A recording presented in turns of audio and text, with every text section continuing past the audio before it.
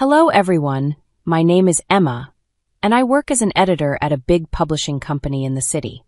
I make about $70,000 a year and have always been financially independent. Life has always been busy for me, trying to meet deadlines while also finding time for myself. Maybe that's why I never really got into dating. I enjoyed spending time alone, whether it was with a good book or taking a quiet walk in the park near my apartment. But everything changed one sunny Sunday that seemed like any other. I was deep into a podcast, walking along without a care in the world. The park was full of people, kids running around and pets playing. I must have lost track of where I was walking because the next thing I knew, a guy on a bicycle almost ran into me. "Watch out!" he shouted, swerving at the last second. His voice was sharp, and I could tell he was annoyed. "I'm so sorry," I said quickly, pulling out one of my earbuds. I hadn't realized I'd wandered onto the bike path. He stopped his bike and turned around, now looking more amused than angry. "You've got to watch where you're going. This path can be a jungle sometimes." "Yeah, my bad. Totally my fault," I admitted, feeling a bit embarrassed. I brushed a stray strand of hair from my face and gave him a shy smile. He laughed, and just like that, the tension was gone. "I'm Ryan," he said, extending his hand. "Emma," I replied, shaking his hand. His handshake was firm and confident. "So, Emma, are you always this distracted, or is it just my charming presence?" he said with a playful grin that made me laugh. "Just a long week at work. My brain is already in weekend mode," I said. "Fair enough. I was just about to grab a coffee at that cafe over there." He pointed to a small place at the edge of the park.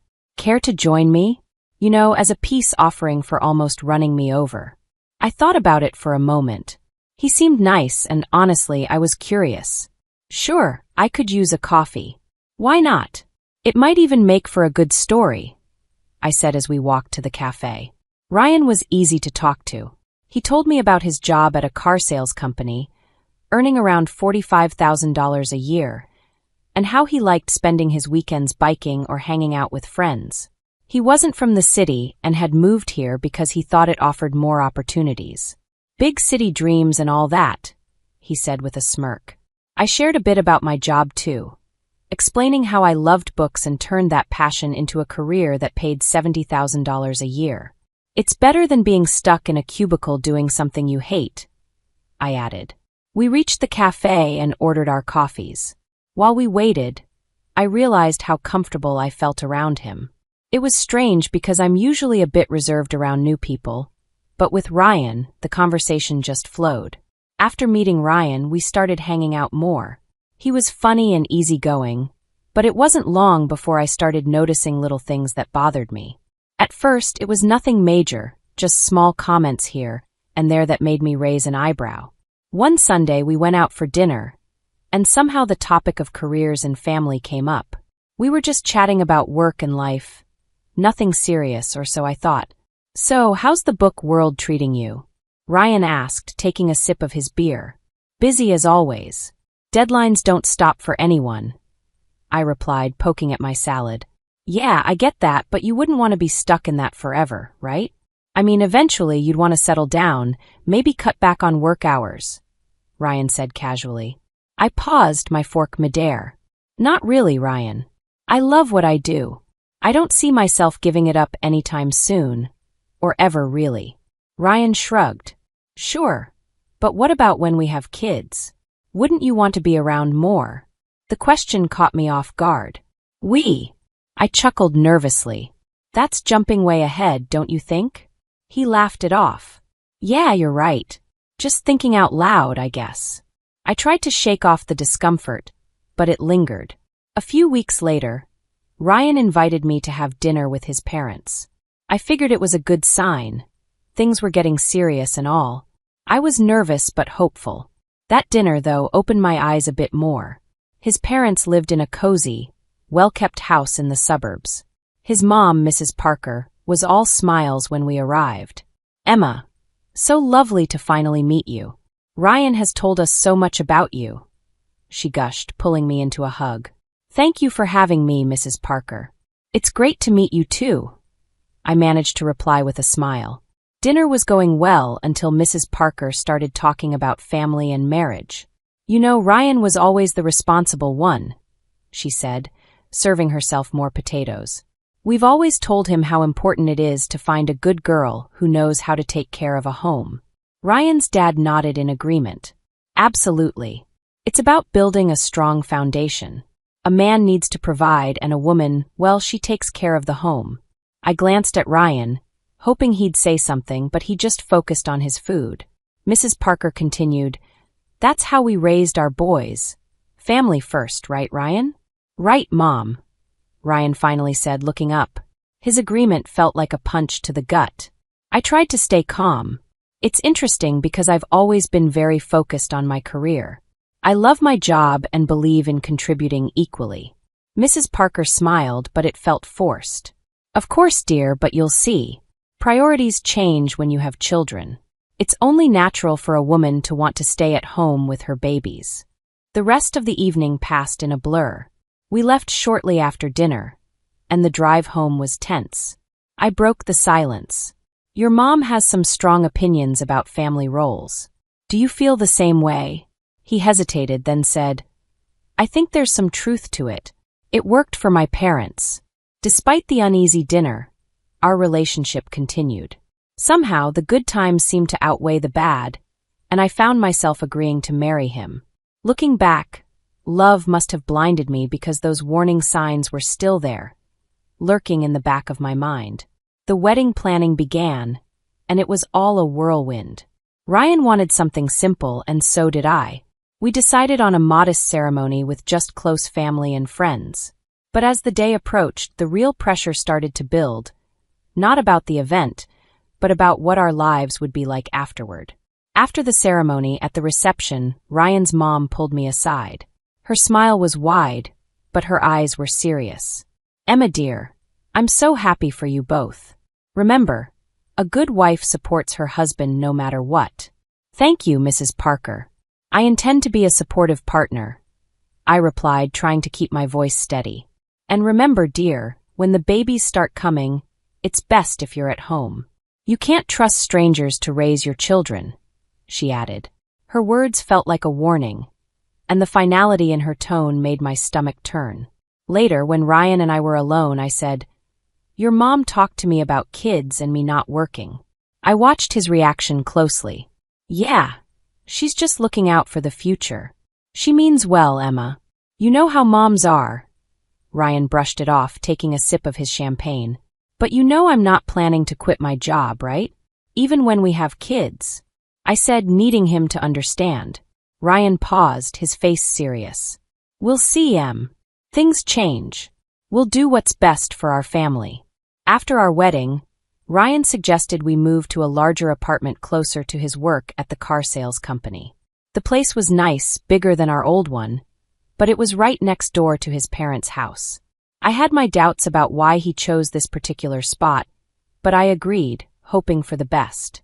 The rent was $1,800 per month, a bit high but manageable with our combined $115,000 income.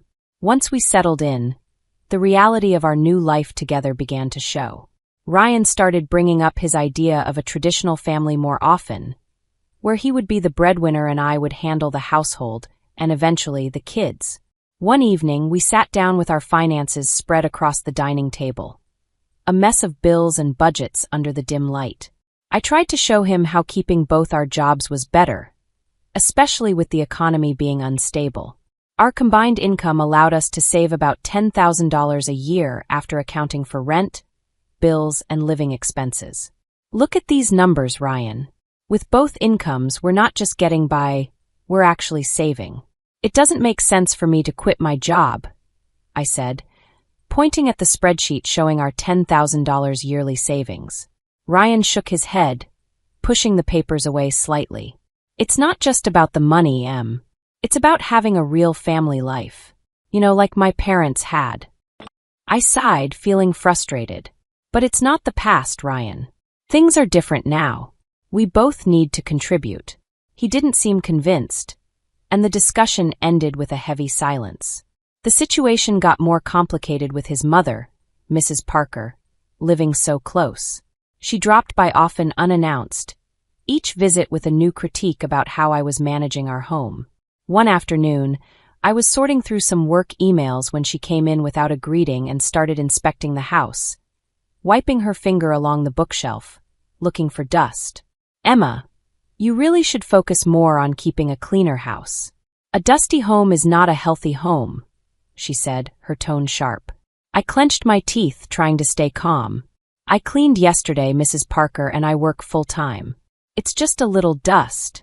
"That's just it, you work too much. If you were home more, maybe things wouldn't slip through," she countered, walking over to the linen closet. She pulled out a sheet, checking for any signs of improper laundering. I followed her, my hands clenched into fists at my sides, trying to keep my cool. "I manage my time just fine, Mrs. Parker. Ryan and I are both happy with how things are," I said. She shook her head and moved to the kitchen to check the contents of our fridge. "A woman's place is taking care of her home and husband. All these modern ideas about women needing careers are nonsense." Every comment stung, and I felt my defenses rising. "Maybe that worked for you, but I'm not you. I'm not going to quit my job and become someone I'm not." When Ryan came home that evening, I tried to explain how suffocating his mother's visits were becoming. He listened, but his response chilled me. "Mom's just trying to help, Emma. She has a lot of experience running a home. But it's our home, not hers. I need you to stand up for me, for us," I pleaded. Ryan looked torn but finally said, "She's my mom, Emma. She means well. We should at least consider her advice." The argument that night was long and painful. We went to bed angry, the first of many silent nights. As the days turned into weeks, I felt more like an outsider in my own home, constantly judged and found wanting.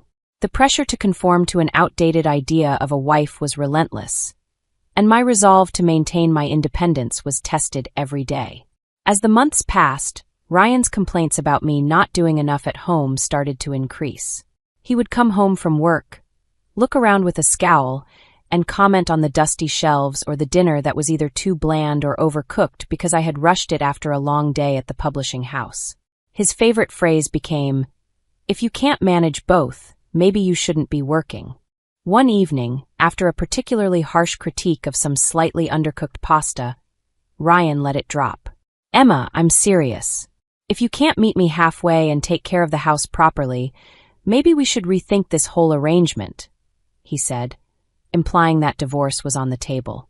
I still loved Ryan, despite everything, and I didn't want our marriage to fail over this. So I made a decision that pained me deeply. The next day, I talked to my boss, Olivia, about quitting my job to become a full-time housewife. Olivia was shocked and tried to persuade me otherwise. "Emma, you're one of our best. Are you sure about this?" she asked, concern clear on her face. "I don't see any other way, Olivia. I have to try to make things work at home," I replied, feeling defeated. Olivia, always trying to find a solution, suggested a compromise.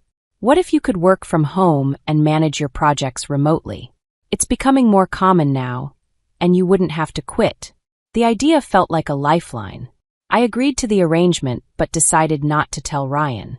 Instead, I told him I had resigned. He was overjoyed, thinking I had chosen our home life over my career. So I started my new life as a housewife, seeing Ryan off to work each morning and greeting him when he came home. But as soon as he left, I would power up my laptop and dive into my editing work. It was a strange double life, but it worked. The $4,000 monthly salary I earned from my remote job, I secretly saved in a separate bank account, just in case. Over 5 months, I saved $20,000, building a safety net for myself without Ryan's knowledge. However, living on just Ryan's $3,750 monthly salary was tougher than we thought, despite my best efforts to save money. 5 months later, we were struggling financially. I tried to bring up the topic gently. "Ryan, I think it might be necessary for me to go back to work. We're running through our savings too fast." Ryan's reaction was swift and angry. "That's because you're spending too much. You need to learn how to save properly," he snapped. I was stunned. I hadn't bought anything for myself in months, and always looked for the cheapest deals at the supermarket. His words hurt deeply, and I felt a mix of anger and humiliation. The next day, his mother came over with the intention of teaching me how to budget. She dragged me to the store and pointed out the cheapest, often lowest quality products. "Buy these, Emma. Stop wasting money on expensive stuff," she lectured as we walked down the aisles. Back home, she showed me how to dilute dish soap to make it last longer. "You use too much. You need to make do with less," she instructed in a patronizing tone. She even started checking my receipts, scolding me for any purchase she deemed unnecessary. "Why are you buying this? Just stick to basics," she would say, shaking her head in disapproval. Living like this was unbearable. Every day felt more suffocating than the last. I was losing my sense of self to their imposed austerity, living under constant scrutiny. The situation was becoming impossible to bear. I felt trapped in a life of pretend submission, with every part of me screaming for escape. But for now, I held on, biding my time and planning my next steps carefully. It all reached a boiling point one drizzly Friday evening. I was on the phone in the living room, pouring my heart out to my mom. "I just don't know how much more I can take, Mom. His mother is always here, teaching me how to stretch every dollar until it screams. I get it, we need to save, but this is too much." Mom's voice was full of concern and anger. "Emma, that's not normal. You need to talk to Ryan about setting boundaries. It's your home too, not just his or his mother's playground." I nodded, feeling a bit stronger with my mom's support. But just as I was starting to feel better, Ryan stormed in from the other room, his face red with anger. He must have heard me complaining. He snatched the phone right out of my hand. A wife shouldn't be complaining about her husband and mother-in-law like some street gossip. He snapped into the phone before hanging up. I was shocked, my hand shaking slightly. "Ryan, you can't just grab my phone and talk to my mom like that." "Oh, I can't. Maybe if you had some respect for us, I wouldn't have to," he retorted, his voice rising. I could see the veins in his neck bulging. "Ryan, listen to yourself. Can't you see this isn't healthy?" I pleaded, hoping to reach some part of him that remembered what love felt like. But he was beyond reason. "Healthy? My mom was right. I should never have married you," he spat, his words cutting deeper than I expected. "That's enough, Ryan. I'm your wife, not some puppet you and your mom can control." I shot back, my anger flaring. "Then act like it or leave," he shouted, his face inches from mine. I stared at him, disbelief and sadness warring inside me. "You want me to leave? At 6 a.m.? It's dark and pouring rain outside. If you don't like how things are, then yes, get out," he replied coldly, his eyes unyielding. I knew then that nothing I could say would change his mind, or the situation. Shaking, I grabbed a few essentials, my laptop, some clothes, and my phone. When I reached for my purse, Ryan was quicker, snatching it away. "You think you're leaving with this? I earned this money, not you." "Fine, keep it," I said, my voice hollow. I couldn't believe this was happening. I called a taxi and waited by the door, my heart pounding. The taxi pulled up, and I stepped out into the cold night air, drenched by the rain. As I climbed into the car, a strange calm settled over me. I was doing this, I was leaving. Later, at the hotel, as I lay in the unfamiliar bed, I felt a mix of emotions. But amidst all the chaos, I felt a wave of relief. Despite everything, I hadn't quit my job, and my secret savings account, which Ryan didn't know about, was now my lifeline. As dawn broke, I got up, the weight of my decision heavy on my mind. Today was the day I would take control back. I had an appointment with a lawyer to talk about filing for divorce. It felt surreal, like I was living someone else's life. The lawyer's office was a simple, unremarkable place, tucked between a row of old brick buildings. Inside, Mr. Baker, my lawyer, was a straightforward man who didn't waste any time. "Let's get down to business," he said as soon as I sat down. "You're here to file for divorce, correct?" "Yes," I confirmed, my voice steadier than I expected. "I can't go back to the way things were." Mr. Baker nodded seriously. "All right, I'll need all the details. Any joint accounts, property, anything that needs untangling. We spent the next hour going over everything. He explained the legal process, what I could expect, and what my rights were. He was thorough, making sure I understood each step before preparing the necessary documents. You'll need to serve these to your husband, he instructed, as he handed me the envelope, sealed with a stamp that felt like the seal on my old life. With the divorce papers in hand, I went back to the apartment I had shared with Ryan. He was still asleep, probably exhausted from last night's argument. The apartment felt different as I packed my things. Each item I put away marked the end of another shared chapter. By the time I finished packing, Ryan was waking up. He wandered into the kitchen, bleary-eyed and clearly confused to see my bags piled by the door. "What's going on?" he mumbled, scratching his head. I didn't have much to say, just actions to take. Instead of answering, I handed him the envelope. "These are for you," I said, my voice calm despite the emotions swirling inside. Ryan tore open the envelope, a frown forming as he read the contents.